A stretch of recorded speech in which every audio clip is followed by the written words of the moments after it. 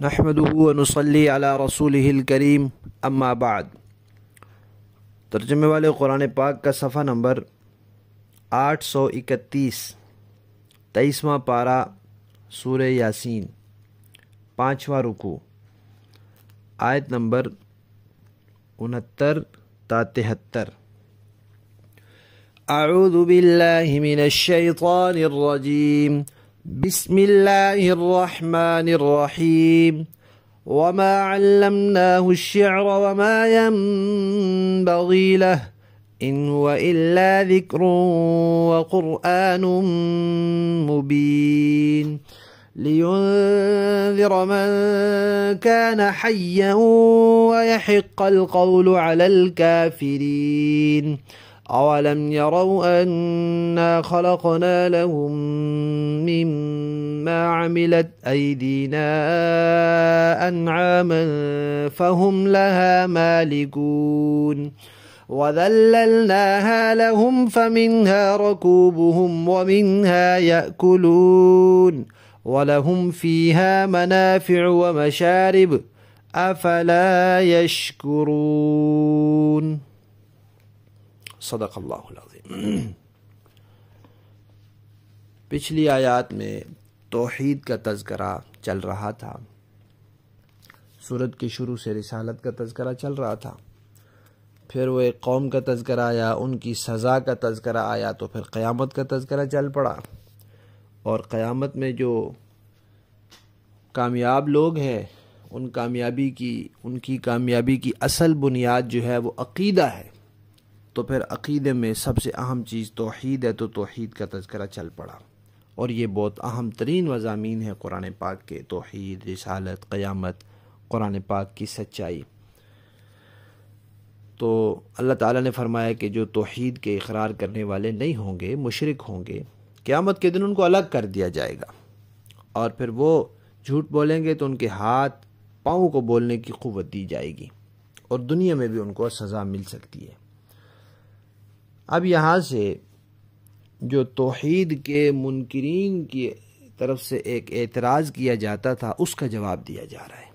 یعنی مشرک جو ہیں توحید کے منکر، وہ کہتے تھے کہ یہ قرآن تو شاعری کی کتاب ہے، جیسے شاعر لوگ شعر کہتے ہیں، غزلیں کہتے ہیں، لوگ بڑے مزے سے سنتے ہیں، گنگناتے ہیں، تو اسی طرح یہ قرآن بھی شاعری کی کتاب ہے، اس کے قافیہ بندی ہے، اس کے جملے ہیں، اس لیے لوگ اس کے پیچھے پڑے، ورنہ یہ کوئی آسمانی کتاب تو نہیں، یہ صاحب کوئی نبی تو نہیں ہے۔ تو اللہ تعالیٰ نے ان کی اس بات کی تردید کی ہے کہ قرآن شاعری کی کتاب نہیں ہے۔ رسول کریم کو اللہ تعالیٰ نے شاعری کا علم نہیں دیا، اور یہ ان کے شایان شان بھی نہیں ہے۔ شاعر لوگوں کا کام ہوتا ہے جو بات ذہن میں آئی اس کے اوپر شعر کہہ دیے، جو بات دماغ میں آئی اس کے اوپر شعر کہہ دیے، پھر اس میں مبالغہ کیا، اس میں الٹی سیدھی ہانکی۔ تو اکثر شاعر جو ہیں وہ فضول باتوں میں لگے رہتے ہیں۔ نبوت اور پیغمبری یہ فضول باتیں نہیں کرتی، نبی کا کام فضول باتوں سے لوگوں کو بچانا ہے، خود وہ کیوں بلا فضول باتیں کرے گا؟ ان کی باتیں بڑی سمجھداری والی، حکمت والی، نصیحت والی، فائدے والی ہوتی ہیں۔ شاعری کا کام تو یہ ہے کہ شاعر نے قصیدہ سنایا، غزل سنائی، نظم سنائی، لوگ آئے، واہ واہ کی، اور پھر چلے گئے، سیکھا کیا اس سے؟ کچھ بھی نہیں۔ لیکن نبی جو کچھ لاتا ہے وہ تو سکھانے کے لیے ہوتا ہے، نبی سکھاتا ہے، لوگ اس سے سیکھتے ہیں، لہذا قرآن پاک شاعری کی کتاب نہیں ہے۔ پھر کیا ہے قرآن؟ فرمایا قرآن زندہ دلوں کے لیے نصیحت ہے، جن کے دل زندہ ہیں ان کے لیے یہ نصیحت ہے، اور جن کے دل مردہ ہیں یعنی کافر ہیں ان کے لیے یہ اتمام حجت ہے کہ تمہارے پاس نصیحت آ گئی تھی، تم نے نہیں مانا، اب اس کی سزا بھگتو۔ اللہ تعالیٰ نے انبیاء کرام کو نامناسب کاموں سے بچا کر رکھا ہے، تو نامناسب باتوں سے بھی بچا کر رکھا ہے۔ شعر و شاعری کسی نبی نے نہیں کی، انبیاء کے شایان شان ہی نہیں ہے۔ البتہ حضرات مفسرین کرام نے ایک بات لکھی ہے کہ اشعار کی ایک خوبی ہوتی ہے کہ ان کی چاشنی ہے، دلکشی ہے، دل کھینچتا ہے تو لوگ اس کے اوپر لٹو ہو جاتے ہیں، اور قرآن کریم کی چاشنی اشعار سے کہیں بڑھ کر ہے۔ یہ خوبی قرآن کریم میں سب سے اعلیٰ درجے کی موجود ہے، اس لیے انسان قرآن کریم کی طرف بھی کھینچتا ہے، تو شاعری کی ضرورت کیا ہے؟ بہرحال لفظی معنی دیکھیں، وَمَا عَلَّمْنَاهُ، اور نہیں سکھلایا ہم نے ان پیغمبر کو، الشعر، شاعری کا علم نہیں سکھایا، وَمَا يَنبَغِي لَهُ، اور نہ یہ ان کے مناسب ہے، ان کے شایان شان بھی نہیں ہے، ان ہوا نہیں ہے یہ، الا مگر ذکر، ایک نصیحت ہے، وقرآن، اور قرآن ہے، مبین، جو کھول دینے والا ہے، ہر چیز کو واضح کرنے والا ہے۔ اب یہ آیا کس لیے ہے؟ شاعری تو ہوتی ہے بس واہ واہ کے لیے، یہ اس لیے نہیں ہے، لینذر، تاکہ یہ نبی ڈرائیں، من کان حیا، ان کو جو زندہ ہیں، یعنی جن کے دل زندہ ہیں ان کو ڈرائیں، وَيَحِقَّ الْقَوْلُ، اور بات ثابت ہو جائے، عَلَى الْكَافِرِينَ، کافروں پر، مردہ دلوں پر۔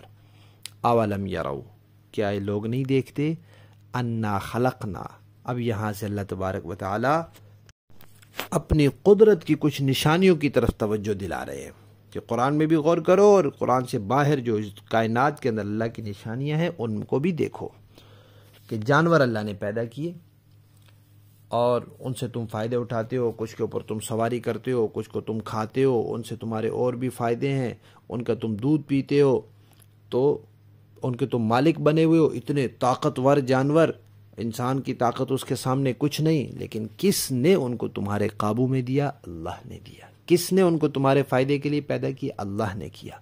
لہٰذا اللہ کی نعمتوں سے فائدہ اٹھاؤ اور اللہ کے شکر گزار بنو۔ اولم یروا، کیا نہیں دیکھتے وہ، انا خلقنا، کہ ہم نے پیدا کیے، لہم، ان انسانوں کے فائدے کے لیے، مما، ان چیزوں میں سے، عاملت ایدینا، جو ہم نے اپنے قدرت کے ہاتھوں سے بنائی ہیں۔ کیا پیدا کیے؟ انعامن، چوپائے، پالتو جانور، فہم، پس یہ انسان، لہا، ان جانوروں کے، مالکون، اب مالک بنے بیٹھے، وَذَلَّلْنَاهَا، اور ہم نے قابو میں دے دیے وہ جانور، تابع کر دیے جانور، لہم، ان انسانوں کے، فَمِنْهَا، ان جانوروں میں سے کچھ، رکوبہم، ان کی سواریاں بنے ہوئے ہیں، وَمِنْهَا، اور ان میں سے کچھ، یأکلون، جن کو یہ انسان کھاتے ہیں، وَلَهُمْ، اور ان انسانوں کے لیے، فیہا، ان جانوروں میں، منافع، اور بھی فائدے ہیں، ومشارب، اور پینے کی چیزیں ہیں، افلا یشکرون، کیا پھر بھی یہ لوگ شکر نہیں ادا کرتے؟ با محاورہ دیکھیں جی، وما علمناه الشعر وما ينبغي له، اور ہم نے اپنے ان پیغمبر کو نہ شاعری سکھائی ہے اور نہ وہ ان کے شایان شان ہے، ان هو الا ذکر وقرآن مبین، یہ تو بس ایک نصیحت کی بات ہے اور ایسا قرآن جو حقیقت کو کھول کھول کر بیان کرتا ہے، لِيُنذِرَ مَن كَانَ حَيًّا وَيَحِقَّ الْقَوْلُ عَلَى الْكَافِرِينَ، تاکہ ہر اس شخص کو خبردار کرے جو زندہ ہو، اور تاکہ کفر کرنے والوں پر حجت پوری ہو جائے۔